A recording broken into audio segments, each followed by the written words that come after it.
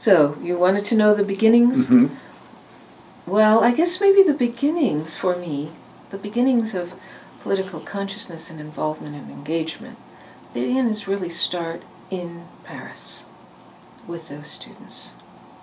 And they're making the idea of a political independence movement real for me, Mm-hmm. and helping me to understand the forces at work, the political forces at work. And in that way, raising my consciousness about being an African American in this country. Mm-hmm. Now, SNCC is an interesting organization. How long had it existed when you first got involved? I became involved in '65, and SNCC Mm-hmm. was already 5 or 6 years old. Yeah, by then. so very early in the 1960s. Mm-hmm. And a very effective organization, it Yes, seems. absolutely. Absolutely. And now when students ask me about it, I tell them, really, maybe a little more than 100 students, Mm-hmm. 100 activists scattered in those southern states and in the offices in Atlanta and New York managed to make a real difference in the history of our country. Mm-hmm. And I tell them that in order to encourage them, because I think when they read about the movement, they think, oh, thousands and thousands and thousands were engaged. That's not true, Mm-hmm. What were the main tactics and the main kind of organizational vehicles? Well, SNCC was involved. Well, one of the slogans in SNCC was "Let the people decide." In other words, do your work as an organizer, as someone who brings skills and shares skills, and maybe even teaches literacy, because we did that as well, as many people we worked with could not read or write. But recognize that people have political understanding of their own. They know the ways they are oppressed. And they are as eager as you are to find ways, to escape that oppression or to end that oppression.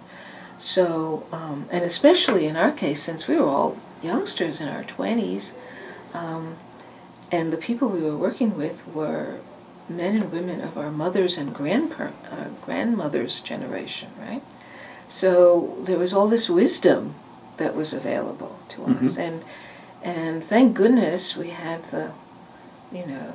we at least recognized and respected what those people that we were working with brought to the table. And we didn't approach organizing in the way that some other organizations did. That is, the main person is in town, let's rally everybody around him. He will inspire people to do whatever. No, we went house by house, plantation by plantation, discussing with people what strategies they would like to do in order to make changes in their conditions. And being the ones to do the sort of day-to-day organizing and galvanizing of that movement, but really profoundly believing that the people really wanted a movement and made a movement with our help. Mm-hmm. That's a really fascinating story and perspective on the story. But what I'm thinking of particularly is the challenge of collective action, the challenge of leadership on the one hand, mobilization on the other.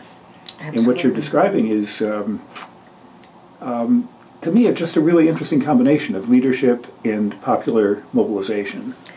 Well, the idea of collectivity is really important, you're right, because all of us students had been raised, in the American milieu of individualism, right, and of, the idea that some people are better qualified than others and more capable of giving leadership than others. We'd all been raised that way, but the actual experience and involvement in SNCC taught us to honor something different, to say everyone brings to the table insights, skills, abilities, understandings that will benefit the whole, and to learn how to listen. SNCC meetings were, oh wow, a lot of debate, a lot of talk about what next, what do we do next, and why, and if we do this, what will be the consequences, you know? Mm-hmm. Or what do the people say about what should be next? Are we leading ourselves into jeopardy unnecessarily? Are we leading communities into jeopardy unnecessarily? So it was absolutely essential for us to learn how to move collectively, and that meant respecting everybody, right? Respecting everybody's ideas, respecting everybody's insights, and arguing fiercely among ourselves. We did a lot of that. Mm-hmm. But that was necessary in order to come to consensus, in order to move together. Mm-hmm. When I think of American radicalism of the 60s, there's one big piece of it, which is kind of new left Marxism, where the political theories are derived from Marxism and anarchism and so forth. I guess I'm kind of imagining, anyway, that SNCC's guiding ideas are not from that tradition. That's true. I think that's true. Even though there were SNCC members who had the knowledge, who knew Marxist theory and ideology, right? James Forman, for example, who was an important leader in SNCC, had all of that formation and background, and there were others for whom that was true as well. But it seems to me that SNCC's strategies and direction evolved out of the work we were doing, you know, day by day. So growing its own theory. Yeah, sort of growing its own theory as we went along, and making strategic decisions as we went along. I think maybe the position we took on or against the Vietnam War is an example of that. That was a position that was argued fiercely in our national staff meeting. And was not argued because there was anyone in the organization who was supporting the war, but there were members of the organization who felt that if we took that position against the war, we would lose the liberal establishment support in the North, and they were right. But our position against the war really evolved out of the work we were doing there in the South. I drafted the SNCC statement, by the way, based on the discourse, on the conversations we had, the debates, the fights we had over it in our national staff meeting. But we had been feeling more and more that our experience as African Americans was very similar to the experience of colonized people in the Third World, and we were beginning to draw those parallels, right? So from that working knowledge of the landlessness of those people we were organizing, of the inferiority of the education that was being offered to the children in those counties, the fact that all the counties were policed by whites, and policed, you know, in a way that kept people in fear of their lives, right? We could see a colonial process, right, very clearly.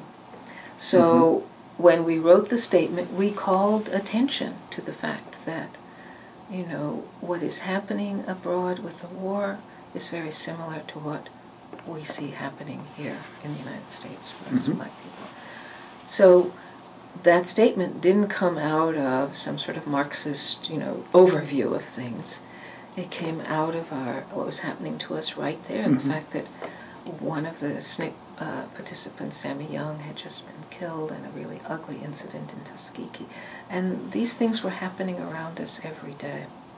So I'm not discounting the left ideological orientation that some members of SNCC had, but I wouldn't say that was the overwhelming reference for most. It's very interesting to me.